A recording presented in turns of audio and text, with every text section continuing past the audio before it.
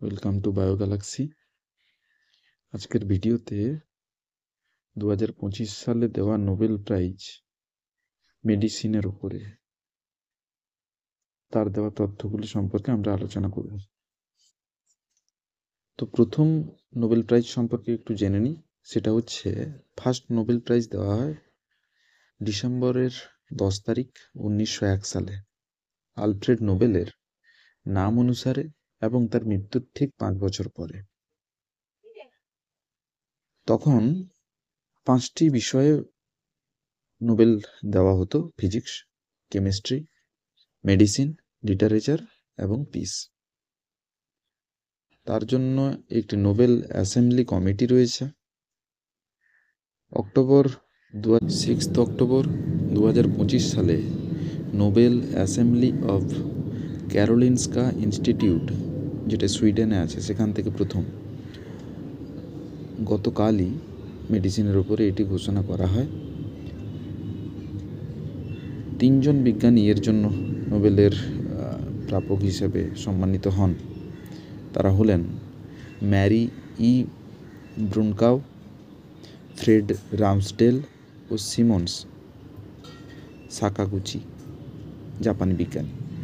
প্রথম 2 জন আমেরিকান এবং শেষ জন জাপানের বিজ্ঞানী। তাদের আবিষ্কার ছিল পেরিফেরাল ইমিউন টলারেন্স এবং রেগুলেটরি টি সেলের উপর। আমরা একটু খালি সংক্ষেপে বুঝে নিই এই পেরিফেরাল ইমিউন টলারেন্সটা কী এবং যার জন্য ওনাদেরকে নোবেল সম্মানিত করা হয়েছে। তো আমাদের ইমিউন সিস্টেম নিজের শরীরের কোষ আক্রমণ করে না, বা সাধারণত অটো ইমিউনিটি দেখায় না এবং তা নিয়ন্ত্রণ রাখে। এই ঘটনাকেই বলা হয় পেরিফেরাল ইমিউন টলারেন্স।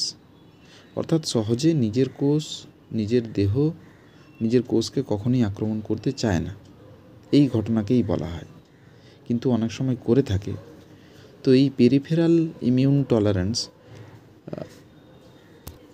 কিভাবে কাজ করে তারা ওটাই আবিষ্কার করেন, এবং এর গবেষণার যদি ভবিষ্যৎ দেখা হয় তাহলে অনেকটা বিস্তৃতি রয়েছে এই গবেষণার দিক থেকে। তো এর মূল দিকগুলি কী কী ছিল? 4টে মূল দিক রয়েছে।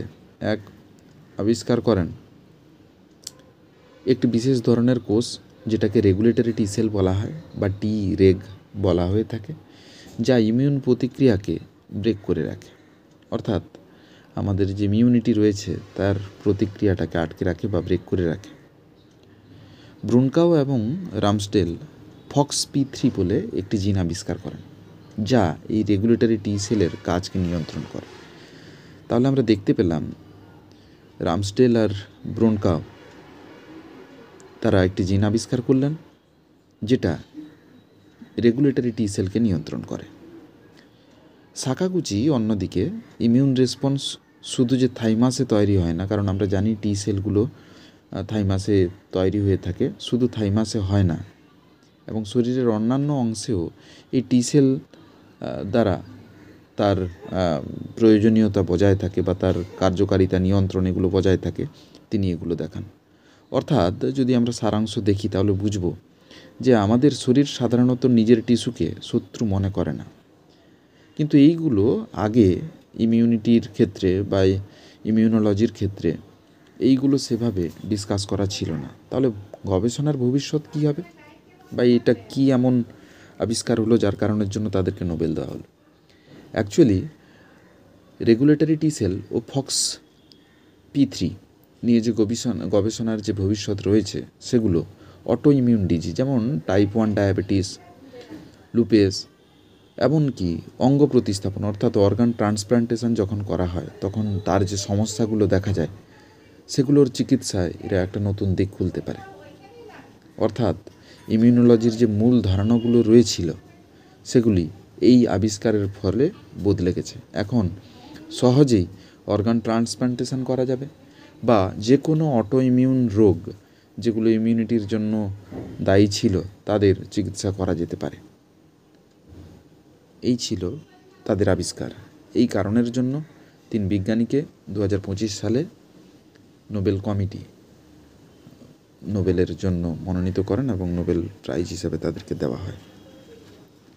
বাকি 6 তারিখ থেকে 18 তারিখ পর্যন্ত পুরো নোবেলের আর বাকি 4টে সাবজেক্টের নোবেলের ঘোষণা হবে এবং সেগুলো আমি পরে পরে বলে দেব।